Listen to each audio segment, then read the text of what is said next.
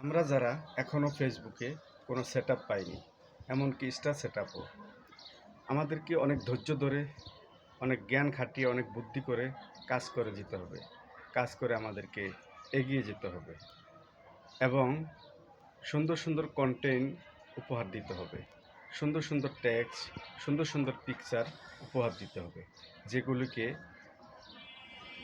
অন্যান্য অডিয়েন্সরা বা অন্যান্য আপনার বন্ধুবান্ধবরা পছন্দ করেন এবং কিছু পছন্দ ফেসবুকেরও হতে হবে। আপনার এমন ভিডিও দিলেন যে ভিডিওতে ফেসবুক পছন্দ করে না কিন্তু অডিয়েন্স পছন্দ করে, এটা অনেকটা আগাবে না বা অনেকটা ভিউ বাড়বে না।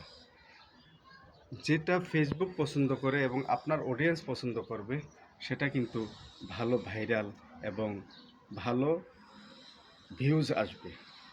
ওইরকম কন্টেন্টগুলি আপনাকে ব্যবহার করতে হবে। ওরকম প্লেস অর্থাৎ স্থান, সবুজ ঘেরা স্থান ব্যবহার করতে হবে।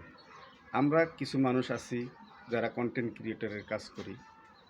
আমরা হয়তো এখনও ভাইরাল হইনি, কিন্তু বিশেষ কিছু কারণে আমরা টাউনে বসবাস করি বিধায় আমাদের সবুজ ঘেরা গ্রামের প্রান্তর আমরা পাই না।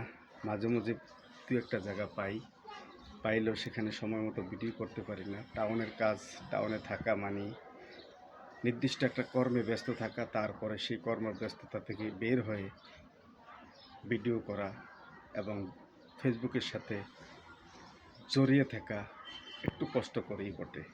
তাই আমাদের সবসময় চেষ্টা করতে হবে, যারা গ্রামে থাকেন বা শহরের আশেপাশের গ্রাম সাইডে থাকেন, তারা যেন সুন্দর মতন একটু ভালো কাজ করেন। আসলে ফেসবুক 2025 সালের কন্টেন্ট মনিটাইজেশনগুলি সবচেয়ে বেশি গ্রামের সিনারি থেকে, গ্রামের ব্যাকগ্রাউন্ডের ভিডিও থেকেই বেশি দিয়েছেন এবং অল্প ফলোয়ারেই অনেক মানুষ কন্টেন্ট মনিটাইজেশন পেয়েছে। যারা টাউনের বিভিন্ন ভিডিও লোকেশনে ভিডিও দেয়, এগুলি মানুষ দেখতে দেখতে অভ্যস্ত হয়ে গেছে বিধায় এই ভিডিওগুলো কম ভাইরাল হয়। তাই চেষ্টা করবেন গ্রামের ভিডিও, গ্রামের লোকেশন, সবুজ বাহারি রঙের লোকেশন দিতে। এই যে আমি এই ভিডিওটি করছি, আমি কিন্তু বলতেছি গ্রামের ভিউ দেওয়ার জন্য বা গ্রামের ব্যাকগ্রাউন্ড সিনারি দেওয়ার জন্য, কিন্তু আমিও টাউনে বসেই করতেছি। কারণটা হচ্ছে আমিও টাউনে বসবাস করি, গ্রামে বসবাস করতে পারি না। মাঝে মধ্যে যাই, কাজকর্মের কারণে টাউনেই থাকতে হয়, ঢাকা শহরেই থাকতে হয়। তাই আমাকে এখান থেকে ভিডিও করতে হয় প্রয়োজন অনুযায়ী।